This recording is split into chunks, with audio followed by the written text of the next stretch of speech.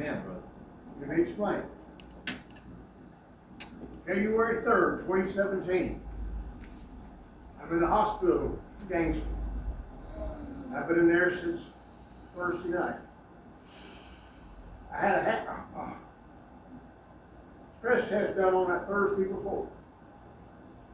I flunked it. You know you're in trouble if you're taking a stress test and they get you off that treadmill, set you down in the chair, you look at that EKG machine. And one of them goes, whew, he's back to normal. What do you mean I'm back to normal? Where was I? The girl that said that realized the technicians aren't supposed to tell you anything. She realized she goofs, she runs out of the room. The guy gets up and starts to leave. I grab his arm. They're fine, back to normal. He says, well, chances are you're going to have a heart cath in the morning. Really? He said, yeah. Asked me, we do it here at the hospital at Rouserson. He said, no, we got to take you up to Gainesville. All right, give me the paperwork and I'll go to Gainesville. He said, no. You're a heart patient now. We get the table. So my wife loved that phone call. See, I was supposed to be at stress test and come home.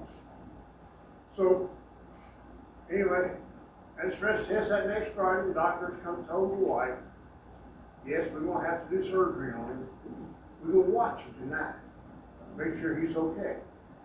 Then we'll send him home because this is New Year's holiday weekend and we are booked Sunday. So, I spent Friday night. Spent Saturday night. Let's go up Tuesday morning. Tuesday morning, they tell my wife that they finally have a slot open for me on Thursday. That was about 9:30. 10:45, God had different plans. By this time, I had developed carnal language diarrhea. I'm sitting in a little restroom in a bathroom there on the pot. Now, for some reason, my wife would go down to the bathroom and the nurse was supposed to stay with her, but she left the room. I don't know why. And slowly, my heart stopped. And listening to him talk afterwards, I had fell forward and I hit the door case. Had a scar on my nose and on my forehead. These wounds on my nose and forehead never bled. I didn't feel any pain from these wounds. I was dead when I hit that door case. I do remember seeing a technician lift my hand up. And he's adjusted the IV in my hand. And I'm thinking, oh, I'm so glad he's doing that. I sure hate those things in my hand.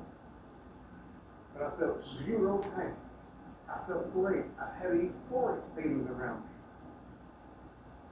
And I saw the light, big bright yellow, trimming white light. And there was a silhouette of a man standing in front of that light. And I'm thinking, oh, this is marvelous. This is wonderful. And it really felt great. Then the next thing I know, I'm waking up in the bed.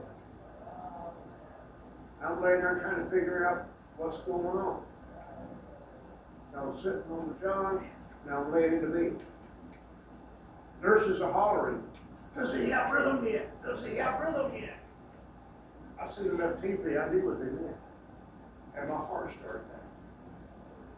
I didn't say anything, I just lay there and listened to him talk. That's how I found out what happened. Nurse just asked the doctor, should we go get a CAT scan of his head? And I thought, well, I bumped my head, that makes sense. After a few discussions with the doctor emphatically told them it was not happening.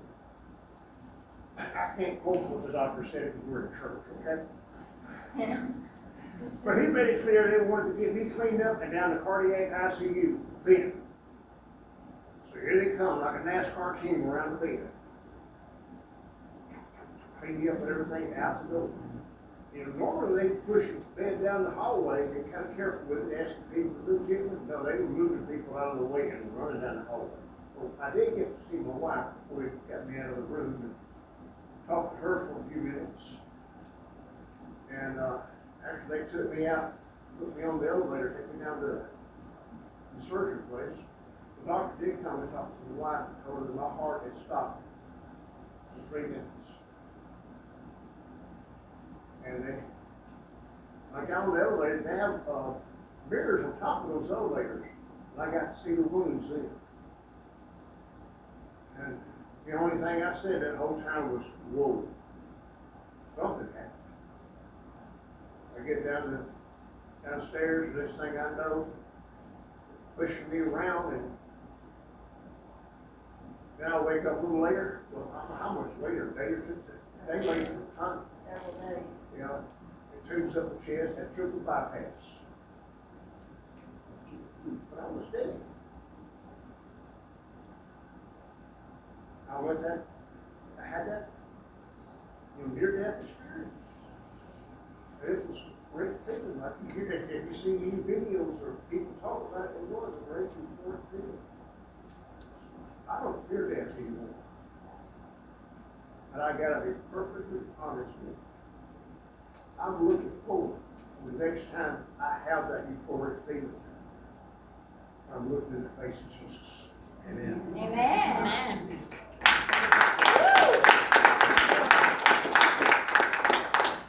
And that's the first time I got to tell the testimony from a group. Yeah. Our God can.